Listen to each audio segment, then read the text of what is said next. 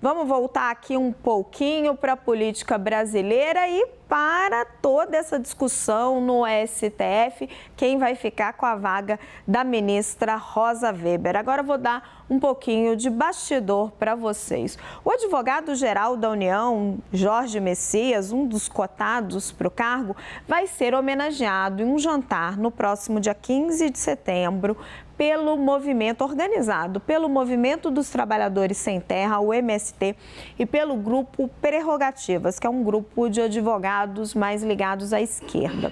Conversei com fontes dos organizadores, eles negam que seja um evento de campanha pela vaga da ministra Rosa Weber, que está se aposentando, até porque não existe campanha para o STF, quem escolhe é o presidente Lula. Num jantar anterior, o convidado de honra foi o ministro dos Direitos Humanos, Silvio de Almeida. Essa homenagem, no entanto, ela chega num momento de fortes críticas da esquerda a recentes votos considerados conservadores do ministro Cristiano Zanin. A gente está aí acompanhando toda essa fala do presidente Lula, dizendo que os votos deveriam ser secretos, né, em meio a esse debate.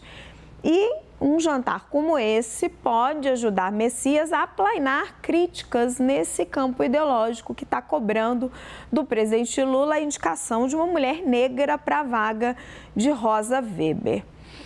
Conversei com um aliado próximo do advogado-geral da União que me disse o seguinte: o Jorge Messias está na esquerda desde que ele existe por gente, é o seu habitat.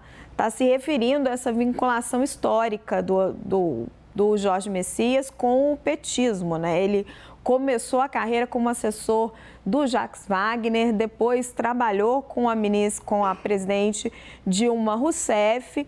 Ele é evangélico, então é bem visto pelo campo evangélico, não preenche esses requisitos dessa cota que algumas áreas da esquerda defendem, mas é um nome muito ligado ao petismo.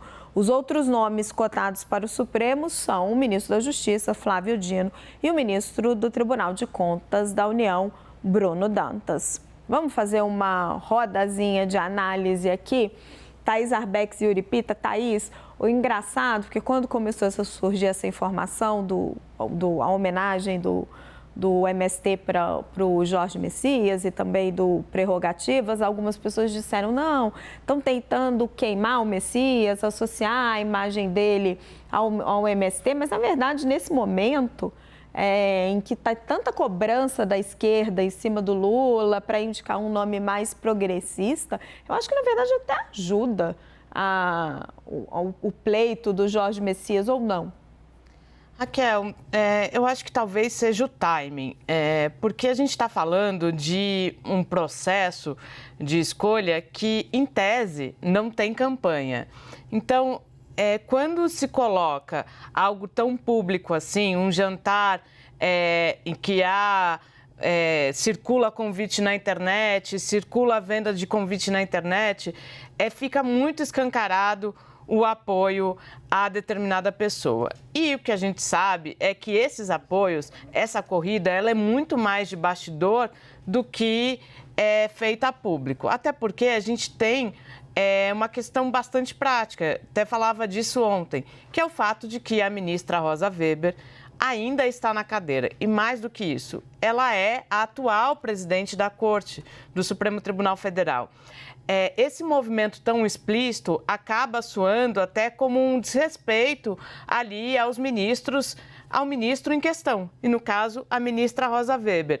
É como se ela já tivesse saído da corte. Na prática, a gente sabe que é isso, está muito próximo, tem essa perspectiva, mas toda essa campanha, em tese, ela tem que ser feita muito no bastidor. A partir do momento que se dá um ar de um jantar em homenagem, como se esse apoiamento fosse ser determinante para o presidente Luiz Inácio Lula da Silva escolher esse ou aquele ministro, pode criar um ambiente ruim do ponto de vista de relação com os outros ministros, Raquel. Perfeito, Thaís. E Yuri, vamos entrar um pouco nesse argumento da Thaís. Ela diz que essa campanha, porque é Lula que escolhe, né? A gente coloca entre aspas, né, Thaís? Porque não é uma campanha, a gente percebe toda a movimentação dos candidatos. A Thaís menciona que isso tem que acontecer de uma forma mais velada. Como que você enxerga a sua avaliação desta homenagem ao Jorge Messias? Ajuda, não ajuda?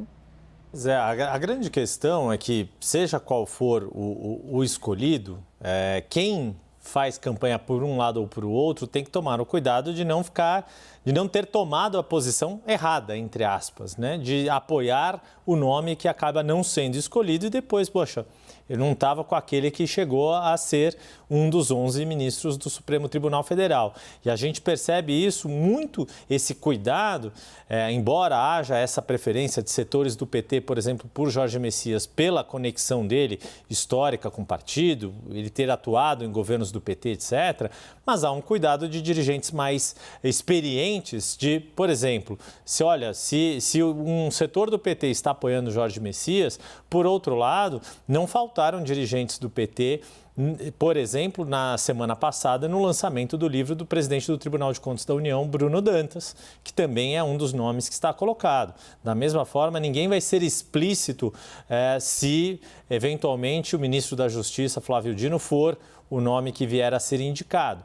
Esse é um cuidado também que os apoiadores deste ou daquele nome procuram ter entre aqueles que têm algum tipo de sensibilidade em relação a como funcionam os bastidores do Supremo Tribunal Federal e desta indicação do nome, que, vale lembrar, tem que passar por uma sabatina do Senado. É dado como favas contadas, mesmo nas situações mais tensas, não se tem registro de reprovação desde o governo Floriano Peixoto por parte do Senado, e mesmo naquele caso foi porque um dos indicados era o médico Barata Ribeiro, não tinha o notório saber jurídico, mas de qualquer modo, tampouco no Senado a gente percebe uma campanha tão explícita contra um determinado nome. É claro que a oposição vai fazer o seu voto contra, mas não de uma forma tão explícita e escancarada, basta ver como foi a votação de Cristiano Zanin para a cadeira do Supremo. Era o que eu ia falar, né? Cristiano Zanin, que foi advogado de Lula durante toda a operação Lava Jato, teve um placar ali